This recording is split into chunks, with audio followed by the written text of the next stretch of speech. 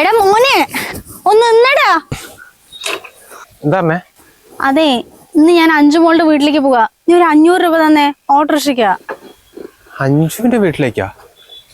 അമ്മ അവിടെ പോയി വന്നിട്ട് 20 ദിവസം പോലും ആയിട്ടില്ലല്ലോ, പിന്നെ ഇതിന് ഇപ്പൊ തന്നെ പോകുന്നേ?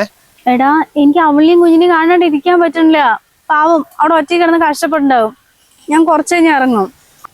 എന്ത് പണിയാണ് ഈ കാണിക്കുന്നത്? കുഞ്ഞിന് 2 ദിവസം അംഗനവാടി ഇല്ലാത്തല്ലേ? അവളും ജോലിക്ക് പോകുന്നല്ലേ അമ്മേ? ഇപ്പൊ അമ്മ പോയാ ഞാൻ കുഞ്ഞിനെ എവിടെ കൊണ്ടാക്കും? എനിക്ക് അതും പറഞ്ഞിട്ട് എന്റെ മോളിലെയും കുഞ്ഞിനെയും കാണാണ്ട് ഇവിടെ ഇരിക്കാൻ പറ്റുമോ? നീ ചെക്കൻ അവളുടെ വീട്ടിൽ കൊണ്ടാക്ക്. അല്ലെങ്കിൽ ഇപ്പൊ അവളുടെ അടുത്ത് 2 ദിവസം ലീവ് ആക്കാൻ പറ. വലിയ ജോലിയൊന്നും അല്ലല്ലോ. അവളുടെ ജോലിനെ സംബന്ധിച്ചിടത്തോളം വലിയ തന്നെയാണമ്മേ. ആ കൂടി 10-18 എനിക്ക് ശമ്പളമുള്ളൂ. അവളോടി പോന്നതുകൊണ്ടാണ് ഞാൻ തട്ടിമുട്ടി പോന്നത്. കഴിഞ്ഞ മാസം അമ്മ അവിടെ പോയിട്ട് 10 ദിവസം ഇരുന്നതല്ലേ? അതിനിടയ്ക്ക് ഇവിടെ എത്ര ദിവസം ലീവാക്കിയെന്നറിയോ? അമ്മ അവളുടെ അമ്മയ്ക്ക് കാലിന് സുഖമില്ലാത്ത, പിന്നെ അച്ഛന്റെ കാര്യം അറിയാലോ. ഞാൻ എങ്ങനെയാ അവിടെ കൊണ്ടാക്കുക? ഒരു 2 ദിവസം അത് കഴിഞ്ഞിട്ട് അമ്മ വെക്കോ? അതൊന്നും പറഞ്ഞിട്ട് കാര്യമില്ല. അവളോട് കാത്തിരിക്ക. എനിക്ക് എന്തായാലും പോണം മോനെ. അമ്മ ഇപ്പഴല്ലേ പറഞ്ഞത് അവളിനെയും കുഞ്ഞിനെയും കാണിരിക്കാൻ പറ്റില്ലെന്ന്? ഇവിടെ ഒരു കുഞ്ഞില്ലമ്മേ, അമ്മയ്ക്ക് ഇതിനെ കളിപ്പിച്ചിരുന്നൂടെ? അഞ്ജുവിന് അവിടെ പോയാൽ അവളുടെ കുഞ്ഞിനെ നിലത്ത് വെക്കില്ലല്ലോ. എന്റെ കുഞ്ഞിനെ അമ്മ എപ്പോഴെങ്കിലും ചോറ് വാരി കൊടുത്തിട്ടുണ്ടോ? കുളിപ്പിച്ചിട്ടുണ്ടോ? എന്തിനാ അമ്മ കുട്ടികളെ തമ്മിൽ ഇങ്ങനെ വേർതിരിച്ച് കാണുന്നത്? അപ്പൊ ഇതായിരുന്നല്ലേ നിന്റെ മനസ്സിലിരിപ്പ്? അല്ലേടാ, ഇതൊക്കെ നിന്റെ ഭാര്യ ഓതി തന്നായിരിക്കും അല്ലേ? എന്നാലും നീ വല്ലാണ്ട് മാറിപ്പോയി മോനെ. ഞാനല്ല, അമ്മയാണ് മാറിപ്പോയത്. ഈ വീട്ടിൽ എന്തെങ്കിലും ഒരു പണി അമ്മ എടുത്ത് കൊടുക്കാറുണ്ടോ? ജോലിക്ക് പോകുന്ന പറഞ്ഞിട്ടേ അവള് പുലർച്ചെ 4 മണിക്ക് അടിച്ചിട്ട് ഈ വീട്ടിൽ എല്ലാ പണിയും ചെയ്യുന്നത്. തേങ്ങയെങ്കിലും ചുരണ്ടി കൊടുത്തു വിടമ്മേ. ജോലിക്ക് പോയി കിട്ടിയ പൈസ അവൾ അവിടെയല്ലേ കൊടുക്കുന്നത്, എല്ലാം ഈ വീട്ടിലേക്ക് തന്നെ ചെലവാക്കുന്നത്. അല്ല, അഞ്ജുവിന്റെ അടിക്കല്ലേ പോകുന്നത്? അവള് നല്ല പൈസ ഉണ്ടമ്മ. ഒരു കാര്യം ചെയ്യ്, ഓട്ടോറിക്ഷയിൽ പോയിട്ട് അവിടെ നിന്ന് പൈസ അടിച്ചു കൊടുത്തേ. ഒരു 500 രൂപ ചോദിച്ചതിനാണോ മോനെ നീ ഇത്രയും കണക്ക് പറയുന്നത്? ഇതായിരുന്നല്ലേ നിന്റെ മനസ്സിലിരിപ്പ്? എടാ, അത് നിന്റെ പെങ്ങളാണ്, സ്വന്തം കൂടെപ്പിറപ്പ്. അവളുടെ വീട്ടിലേക്ക് പോകാൻ ഒരു 500 രൂപ നിനക്ക് തരാൻ പറ്റില്ല പറഞ്ഞാ അവരെന്താണ് നമ്മളെ കുറിച്ച് വിചാരിക്കുക? ഇതുവരെയായിട്ട് അമ്മന്റെ എന്തെങ്കിലും കാര്യം ഞാൻ നോക്കാണ്ടിരുന്നിട്ടുണ്ടമ്മേ. അഞ്ജുവിന്റെ അവിടെ പോകുമ്പോഴും അഭിഷേകിന്റെ അവിടെ പോകുമ്പോഴൊക്കെ അങ്ങോട്ടും ഇങ്ങോട്ടൊക്കെ ഓട്ടോയ്ക്ക് പൈസ തരുന്നത് ഞാനല്ലേ? അമ്മ അവരുടെ വീട്ടിൽ പണിയെടുക്കാൻ തന്നെയല്ലേ പോകുന്നത്. ഇതുവരെയായിട്ട് ഒരു എന്തെങ്കിലും തന്നിട്ടുണ്ടമ്മ അവര്? അമ്മ മാസം അവസാനാണ്, എൻ്റെ അടുത്ത് ഒന്നുമില്ല, അതുകൊണ്ട് പറഞ്ഞാണ്, അല്ലാണ്ട് കണക്ക് പറഞ്ഞല്ല. നീ തരാൻ പറ്റുകയാണെങ്കിത്താ, അത്രേ പറയുള്ളൂ. ഈ അമ്മയ്ക്ക് പറഞ്ഞാലും മനസ്സിലാവുന്നില്ലല്ലോ. എന്തെങ്കിലും കാര്യം പറഞ്ഞ അപ്പൊ കണക്ക് പറയണം, അതാണ് ഇതാണ് പറഞ്ഞിട്ട്. കുഞ്ഞിനെ എവിടെ കൊണ്ടാക്കും? എനിക്കൊന്നും മനസ്സിലാവുന്നില്ലല്ലോ.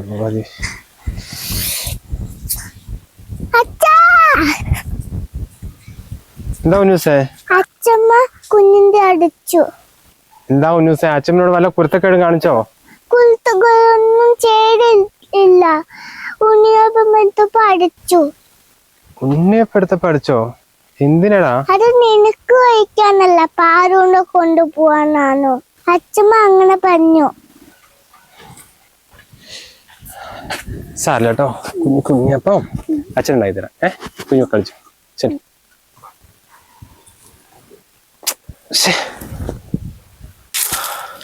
അല്ല ഏട്ടാ, അമ്മ അഞ്ജുവിന്റെ വീട്ടിൽ പോവാണോ? ആടോ, ഇപ്പഴാ അമ്മ പറഞ്ഞത്.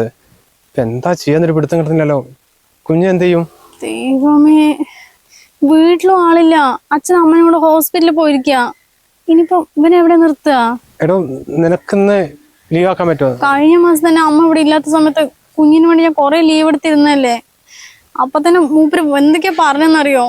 ഇനിയിപ്പൊ രാവിലെ തന്നെ ലീവ് വിളിച്ച് പറഞ്ഞ എനിക്ക് കഴിയില്ല ഏട്ടാ. ഞാൻ ലീവ് എടുത്താൽ നല്ലൊരു പൈസ കട്ടാക്കോടോ. സാറില്ല, ഞാൻ ലീവ് എടുക്കാം. നാളെ നമുക്ക് എന്തെങ്കിലും ചെയ്യാം. എന്നാ ശരി ഏട്ടാ, അപ്പൊ തന്നെ വൈകി. ഇനിയും ലേറ്റ് ആയാലേ മൂപ്പന്റെ വായിലിരിക്കുന്ന കേൾക്കേണ്ടി വരും. ഇനി ഈ സമയത്ത് ലീവ് വിളിച്ച് പറഞ്ഞ സൂപ്പർവൈസർ എന്നെ എന്താണോ പറയാ?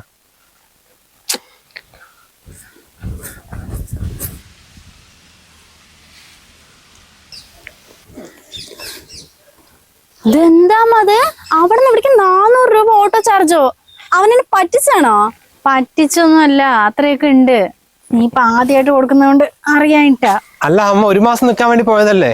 എന്താ 2 ആഴ്ച നമുക്ക് തിരിച്ചു വന്ന്? അല്ല, നീയുണ്ടോ? എന്താ മോളെ, വഴിമാറി വന്നാണോ? ഇങ്ങോട്ട് വരാത്തോണ്ട് എന്നെ കളിയാക്കുക? എന്റെ ഏട്ടൻ സമയം കിട്ടാത്തോണ്ടാ. ഒന്ന് തറവാടൊക്കെ കാണാൻ ഇറങ്ങിയതാ. ഓ, തറവാടാണെന്ന് ഇപ്പോഴെങ്കിലും ബോധം വന്നല്ലോ. വാ വന്ന് കേറി. ഇല്ല ഏട്ടാ കേറുന്നില്ല.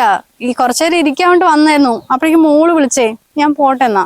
എടി ഇത്രയും ദൂരം വന്നിട്ട് ഒരു 5 മിനിറ്റ് കൂടി ഇരിക്കാൻ സമയമില്ലേ? പിന്നെ എന്തിനാ നീ വന്നേ?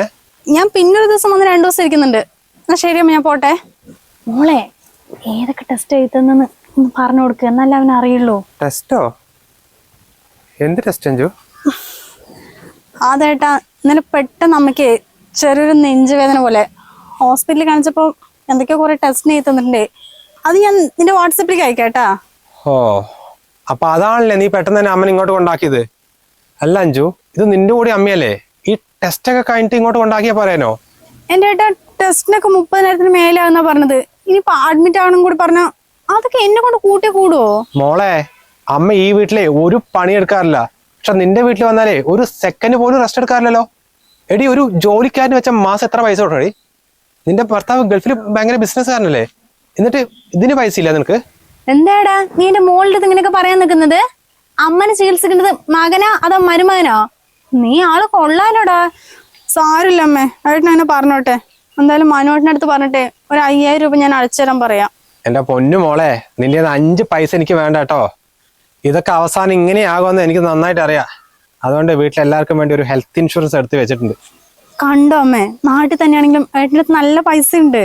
ഒരുപാട് പൈസ ഉള്ളതൊന്നും കൊണ്ടല്ല അഞ്ജു, ഇതൊക്കെ ഒരു അത്യാവശ്യ കാര്യല്ലേ. ഇപ്പൊ മാസം 400-500 മുതൽക്ക് അടവ് വരുന്നുള്ളൂ. പിന്നെ ഇപ്പൊ GST ഒക്കെ ഒഴിവാക്കിയതുകൊണ്ടേ പണ്ട് 10 ലക്ഷത്തിന് കവറേജിന് കൊടുത്ത പൈസ കൊണ്ട് ഇപ്പൊ 20 ലക്ഷത്തിന് വരെ പോളിസി എടുക്കാൻ പറ്റും. ഓ, നമ്മൾ അവിടെ ഒറ്റ കാണിച്ചാണെങ്കിൽ മോളിൽ എത്ര പൈസ ചെലവായിട്ടുണ്ടാവും.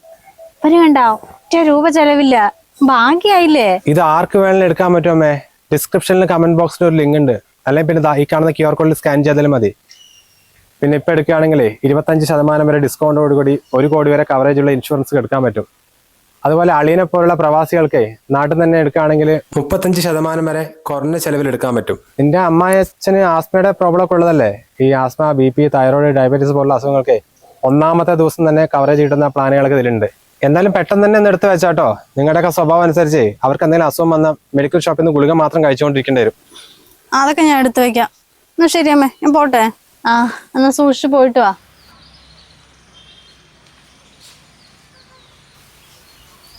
എന്നാ ഇനിയും വൈകിക്കണ്ട, നെഞ്ചുവേണ്ട കാര്യല്ലേ. ഇപ്പൊ തന്നെ ഹോസ്പിറ്റലിൽ പോയി ടെസ്റ്റ് ചെയ്യാം. അവൾ ആ പേപ്പറും കാര്യങ്ങളൊക്കെ അയച്ചു തരും. ഞാനൊന്ന് മാറ്റട്ടെ. ഒന്നും ഇല്ലാണ്ടിരുന്നാ മതിയായിരുന്നു. അല്ലടോ, അമ്മയ്ക്കിപ്പോ ഇങ്ങനെയാ, എന്താ ചെയ്യാ? എന്റെ ഏട്ടാ പേടിക്കൊന്നും വേണ്ടല്ലോ. 3 മാസം റെസ്റ്റ് എടുത്ത് മരുന്നൊക്കെ കഴിച്ചാൽ മാറുന്നല്ലേ ഡോക്ടർ പറഞ്ഞത്. പിന്നെ പ്രായമായി കഴിഞ്ഞാൽ ഇതുപോലത്തെ അസുഖങ്ങൾ വരില്ലേ? എടാ, വാഷ്റൂമിലേക്ക് പോലും ഒറ്റയ്ക്ക് വിടണ്ടെന്നല്ലേ പറഞ്ഞത്, തലകറങ്ങും പറഞ്ഞിട്ട്. ഇതിപ്പോ അമ്മയുടെ കൂടെ തന്നെ ഒരാൾ നിൽക്കണ്ടേ? ഇതിപ്പോ ആരെയും പറഞ്ഞിട്ട് കാര്യമില്ലല്ലോ ഏട്ടാ. അമ്മ വരുത്തി വെച്ചൊന്നും അല്ലല്ലോ, സാരില്ല. എടാ, അമ്മ ഇവിടെ എന്തെങ്കിലും ഒരു പണിയെടുക്കാറുണ്ടോ? ഏത് സമയം നോക്കിയാലും അഞ്ജുവിന്റെ അവന്റെ വീട്ടിലല്ലേ. അവിടെ പോയി ഒരു സെക്കൻഡ് റെസ്റ്റ് എടുക്കില്ല. ഫുൾ ടൈം ഫ്രോഡ് പണിയാ. അതന്നെ ഇങ്ങനത്തെ അസുഖം വന്നത്. എന്നിട്ട് ഒരാൾ ഇവിടെ വന്ന് നിൽക്കുന്നുണ്ടോ? അഞ്ജുവിന്റെ ഭർത്താവ് ഗൾഫിലല്ലേ, അവളും കുഞ്ഞു മാത്രമല്ലേ അവിടെയുള്ളൂ. എന്നാ പിന്നെ അവൾക്ക് ഇവിടെ വന്നിരുന്നൂടെ? ഇനിയിപ്പോ ഈ ചെറിയ വീട്ടിലിരിക്കാൻ ബുദ്ധിമുട്ടാണെങ്കിൽ അമ്മനെയും കൊണ്ട് അങ്ങോട്ട് പോയിക്കൂടായിരുന്നോ? അല്ലെങ്കിലും ഏത് സമയം അമ്മ അവിടെ തന്നെയായിരുന്നല്ലോ. അതെങ്ങനെയാ?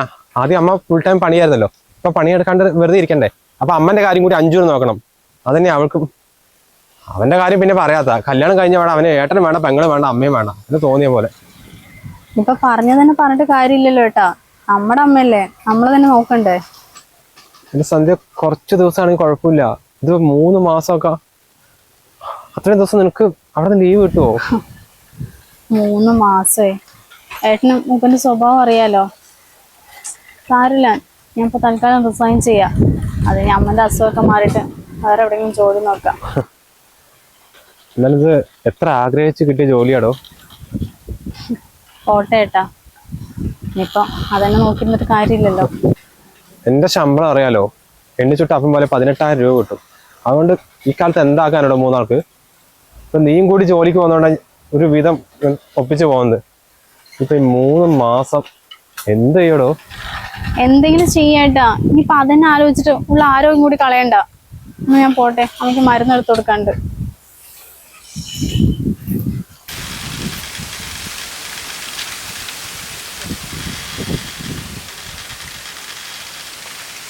എന്റെ അമ്മേ, മതി മതി, ഇനി വെറുതെ ആ വെയിലത്ത് നിൽക്കണ്ട. അവരൊക്കെ അങ്ങ് പോയി. അമ്മ പോയി കിടന്നേ. അമ്മയ്ക്ക് ഇപ്പൊ കുഴപ്പമൊന്നുമില്ലടാ.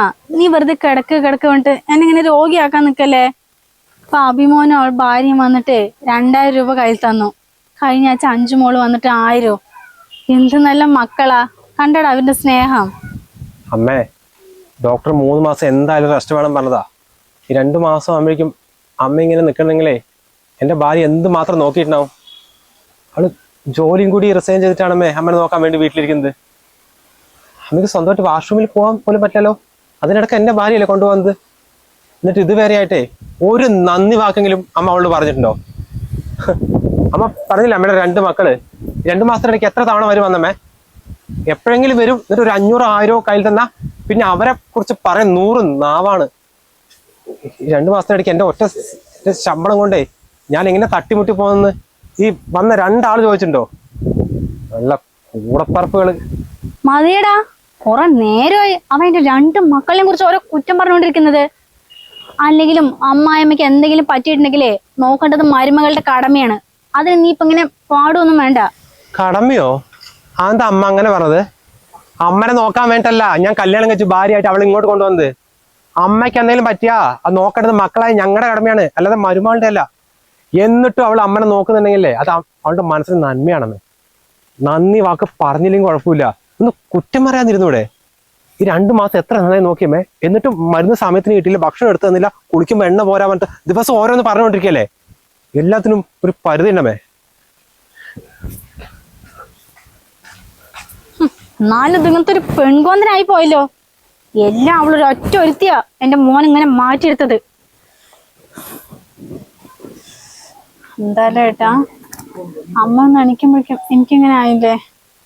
1.5 മാസം നിലത്ത് കൂത്തണ്ടെന്നാ ഡോക്ടർ പറഞ്ഞത്. ഇപ്പൊ നമ്മളെന്താ ചെയ്യാ? അത് സാരല്ലടോ, കാലിന്റെ എല്ലാറ്റ പൊട്ടിയതാണെങ്കിലോ എത്ര മാസം കിടക്കേണ്ടി വരുന്നറിയോ? ഇതിപ്പോ നന്നായിട്ട് തിറമി പോയിട്ടുണ്ട്. അതാ 1.5 മാസം പറഞ്ഞത്. എന്തോ ഒരു ഭാഗ്യത്തിന് വാഷ്റൂമിൽ തലയടിച്ച് വീണില്ല. അതന്നെ ഭാഗ്യം പറ. അമ്മ നോക്കിയായപ്പോ ജോലിക്ക് പോയാ വിചാരിച്ചതാ, അതിപ്പോ ഇങ്ങനെയായില്ലേ. ഏട്ടൻ്റെ ഒറ്റ സാലറി കൊണ്ടില്ല നമ്മൾ ഇത്രയും മാസം കഴിഞ്ഞത്. ഇനിയിപ്പോ ഇത്രയും മാസം പിടിച്ചിരുന്നില്ലേ, ഇനി ആ കൂടി 1.5 മാസമല്ലേ ഉള്ളൂ. അത് കഴിഞ്ഞാൽ നിനക്ക് ജോലിക്ക് പോയിക്കോടെ. നീ ഇങ്ങനെ വെറുതെ ടെൻഷൻ അടിക്കണ്ട കേട്ടോ. പിന്നെ ഡോക്ടർ പറഞ്ഞ ഓർമ്മയുണ്ടല്ലോ, നൊണ്ടി പോലും നടക്കണ്ട, മിണ്ടാതിരുന്നാ പെട്ടെന്ന് മാറും. എന്തായാലും ഞാൻ നാളെ മുതൽ ജോലിക്ക് പോട്ടോ.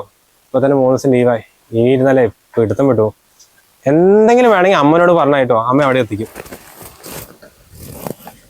എടാ എന്നാ ഞാൻ ഇറങ്ങാം കേട്ടോ. ഇറങ്ങേ? എങ്ങോട്ട്? എടാ 2-3 മാസം ജയിലിലിട്ട പോലെ ആയിരുന്നില്ലേ. എനിക്ക് എന്റെ മക്കളെയും കുട്ടികളെയും കാണാണ്ട് ഒരു സമാധാനം കിട്ടണില്ല. ഞാൻ ഒന്ന് 5 മോളുടെ വീട് വരെ പോവുക. അമ്മ എന്തോ ഭർത്താവാണ് പറയുന്നത്. അമ്മ അവളുടെ അവസ്ഥ കാണുന്നില്ലേ? ഡോക്ടർ 1.5 മാസം റെസ്റ്റ് വേണം പറഞ്ഞതാ. അവൾക്ക് നടക്കാൻ പോലും പറ്റില്ല. അമ്മ ഇപ്പൊ ഇട്ടേച്ച് പോയ പിന്നെ അവളെന്താക്കും? ഞാൻ ജോലിക്ക് വേണ്ടി എനിക്ക് അവളെ നോക്കിയിരിക്കാൻ പറ്റുമോ 1.5 മാസം? അതും പറഞ്ഞിട്ട് എനിക്ക് എന്റെ മോളിനെയും കുഞ്ഞിനെയൊന്നും കാണാണ്ടിരിക്കാൻ പറ്റുമോ? അല്ല, ഇത്രയും മാസം അമ്മ ഇവിടെ മോർണിംഗ് കുഞ്ഞൊന്നും കാണാണ്ടിരുന്നില്ലേ? അമ്മ പറയുന്ന സ്നേഹം അവർക്കുണ്ടെങ്കിൽ അവർക്ക് ഇടയ്ക്കിടയ്ക്ക് ഇങ്ങോട്ട് കാണാൻ വന്നൂടെ? എന്നിട്ട് എത്ര പ്രാവശ്യം വന്നമ്മേ? ഞാൻ ഇത്രയും ദിവസം ജോലിക്ക് വേണ്ടി ഇവിടെ തന്നെ ഇരിക്കാൻ പറ്റുമേ? അല്ല, ഞങ്ങൾ എന്താ ചെയ്യേണ്ടത്? അത് അമ്മ പറ. അതിന് നിന്നോട് ആരെങ്കിലും ജോലിക്ക് പോകേണ്ട ഇവിടെ തന്നെ ഇരിക്കാൻ പറയടാ. അവളെ അവളുടെ വീട്ടിൽ കൊണ്ടാക്ക്. അവളുടെ അച്ഛനും അമ്മയൊക്കെ നോക്കില്ലേ. എങ്ങനെയമ്മ ഇങ്ങനെയൊക്കെ പറയാൻ തോന്നുന്നു? അവളുടെ അച്ഛനമ്മ അവിടെ എണിക്കാൻ വേണ്ടി എടുക്കുക സൂര്യനുണ്ട്. അതിനിടയ്ക്ക് കൂടെ ഞാൻ ഇവിടെ അവിടെ കൊണ്ടാക്കാനാ? അല്ല, ഈ 3 മാസം അമ്മനെ നോക്കിയത് അവളല്ലേ? കറക്റ്റ് മരുന്നും ഭക്ഷണവും കുളിപ്പിക്കലും എല്ലാം അവളല്ലേ അമ്മ ചെയ്തതെന്ന്. അതുകൊണ്ട് അമ്മ ഇപ്പൊ ആരോഗ്യത്തോടെ എണിച്ച് നിൽക്കുന്നത്. എന്നിട്ടിപ്പോ അവൾക്ക് എന്തെങ്കിലും പറ്റിയാ അത് നോക്കേണ്ടത് അമ്മന്റെ കടമയല്ലേ? പിന്നെ മരുമകളെ നോക്കുന്നത് അമ്മായിമ്മയുടെ കടമയാണല്ലോ. എടാ, എനിക്ക് അത്ര വലിയ ആരോഗ്യമൊന്നുമില്ല. അവളുടെ അച്ഛനും അമ്മയ്ക്കും വലിയ കുഴപ്പമൊന്നുമില്ലല്ലോ. നീ അവളുടെ വീട്ടിൽ കൊണ്ടാക്കി നോക്ക്. അല്ലെങ്കിലേ അവന് ഇവിടെ വന്ന് നിൽക്കാൻ പറ. ഞാൻ എന്തായാലും 1.5 മാസം കഴിഞ്ഞിട്ടേ വരുള്ളൂ. രമേശിന് ഓട്ടോ വിളിച്ചിട്ടുണ്ട്, ഞാൻ പോട്ടെ.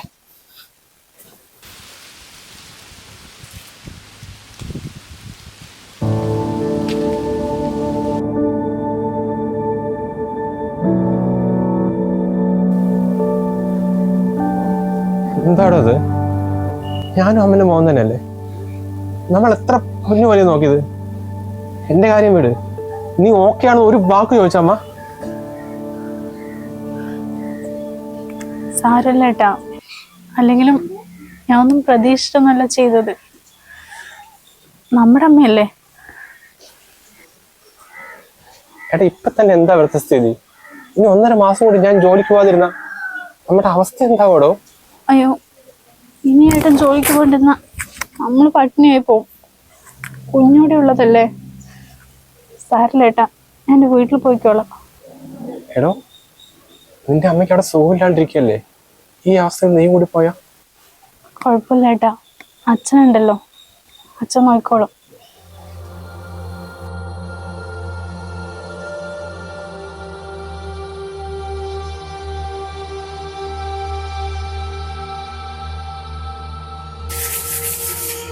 എന്റെ മോളെ, ഈ നാട്ടിൽ എല്ലാവർക്കും നല്ല നല്ല മരുമക്കളെ കിട്ടി. എനിക്ക് മാത്രം ഇങ്ങനത്തെ ഒരു സാധനത്തിനാണല്ലോ ദൈവം തന്നത്. നിന്റെ ഏട്ടൻ എങ്ങനെയുള്ളവനായിരുന്നു? ഇപ്പൊ അവള് പറഞ്ഞതിന്റെ അപ്പുറം ചെക്കൻ കേൾക്കില്ല. മാസത്തിനൊക്കെ അവളുടെ വീട്ടിൽ പോണം, അല്ലെങ്കിൽ ഉറക്കം വരില്ല പെണ്ണിന്. പിന്നെ എന്തിനാണ് അവള് ഇങ്ങോട്ട് കെട്ടിയെടുത്ത് വന്നത്? ഏട്ടനെ പെണ്ണ് നോക്കുമ്പോ ഞാൻ മര്യാദയ്ക്ക് പറഞ്ഞതല്ലേ, മനോഹരന്റെ കുടുംബത്തിൽ ഒരു കുട്ടിയുണ്ട്, അവളെ നോക്കാന്നുള്ളത്. അപ്പൊ ആരും കേട്ടില്ലല്ലോ, അപ്പൊ അനുഭവിച്ചോ? അതിന് ഞാൻ എന്ത് ചെയ്യാനടി മോളെ? എനിക്കറിയോ ഇതിന്റെ സ്വഭാവം എങ്ങനെയാന്ന്. കെട്ടിക്കൊണ്ട് വന്നപ്പോഴല്ലേ താങ്കി പോണ പറഞ്ഞത്. എന്റെ ഏട്ടനാണെങ്കിൽ ഇവിടെ കണ്ട പിന്നെ അതെന്നെ മതി കൊണ്ട് ഒറ്റക്കാലം നിന്നതാ ചെക്കെ. ചെമ്പയാണോ വിചാരം? ഇനിയിപ്പോ പഴയതൊന്നും പറഞ്ഞിട്ട് കാര്യമില്ലല്ലോ. ഞാൻ പോയിട്ട് ആ തുണിയൊക്കെ ഒന്ന് മേലെ വിരിച്ചെടുത്തെ. വേണ്ട വേണ്ട, അതൊക്കെ അമ്മ ചെയ്തോളാം. നീ പോയിട്ട് കുറച്ച് നേരം റെസ്റ്റ് ചെയ്തോ. ഒരുപാട് കുടുംബങ്ങളിൽ നടക്കുന്ന ഒരു അവസ്ഥ തന്നെയാണിത്. അതായത് ഈ അമ്മായിയമ്മയ്ക്ക് എന്തെങ്കിലും അസുഖം വന്നാൽ ഭൂരിപക്ഷം വീടുകളിലും മരുമകൾ തന്നെയായിരിക്കും അവരെ നോക്കുക. പക്ഷെ എത്ര നന്നായി നോക്കിയാലും കുറ്റമല്ലാതെ ഒരു നന്ദി വാക്ക് പോലും ഇതുപോലുള്ളവർ അവരോട് പറയാറില്ല. ഇടയ്ക്ക് എപ്പോഴെങ്കിലും ബന്ധുക്കളോ അല്ലെങ്കിൽ ദൂരെയുള്ള മക്കളോ വന്ന് 500-1000 കയ്യിൽ കൊടുത്താൽ പിന്നെ അവരെ പറ്റി പൊക്കി പറയാൻ 100 നാവായിരിക്കും. ഈ അമ്മായിയമ്മയ്ക്ക് എന്തെങ്കിലും പറ്റിയാൽ നോക്കേണ്ടത് മരുമകളുടെ കടമയാണെന്ന് പറയുന്നവർ, അതേ മരുമകൾക്ക് എന്തെങ്കിലും പറ്റിയാൽ എത്ര അമ്മായിയമ്മമാർ അവരെ നോക്കും? അപ്പോൾ തീർച്ചയായിട്ടും നിങ്ങളുടെ അഭിപ്രായം താഴെ കമന്റ് ചെയ്യുക. അതുപോലെ വീഡിയോ ഇഷ്ടമായാൽ വീഡിയോക്ക് ലൈക്ക് ചെയ്യാൻ മറക്കരുത്. നമ്മൾ വീഡിയോയുടെ തുടക്കത്തിൽ പറഞ്ഞ ഹെൽത്ത് ഇൻഷുറൻസിനെ പറ്റി ഒന്നുകൂടി ഓർമ്മിക്കുകയാണ്. ഇപ്പൊ ഹോസ്പിറ്റൽ ചെലവുകളൊക്കെ വലിയ രീതിയിൽ കൂടി വരുന്നുണ്ട്. അതുകൊണ്ട് തന്നെ ഒരു ആരോഗ്യ ഇൻഷുറൻസ് എന്ന് പറയുന്നത് വളരെ പ്രധാനപ്പെട്ടതാണ്. അപ്പൊ ഇന്ത്യയിലെ ലീഡിംഗ് കമ്പനികളെ കമ്പയർ ചെയ്ത് നമ്മുടെ ഇഷ്ടത്തിനനുസരിച്ചുള്ള ഒരു ഇൻഷുറൻസ് പോളിസി മതിയായ കവറേജോടുകൂടി 25% വരെയൊക്കെ ഡിസ്കൗണ്ടോടുകൂടി എടുക്കാനുള്ള ലിങ്ക് നമ്മൾ ഡിസ്ക്രിപ്ഷനിലും പിന്നെ കമന്റ് ബോക്സിലും കൊടുത്തിട്ടുണ്ട്. അല്ലെങ്കിൽ ഈ കാണുന്ന QR കോഡിൽ സ്കാൻ ചെയ്താൽ മതി. അപ്പൊ എല്ലാവരും ഒന്ന് കയറി ചെക്ക് ചെയ്യുക.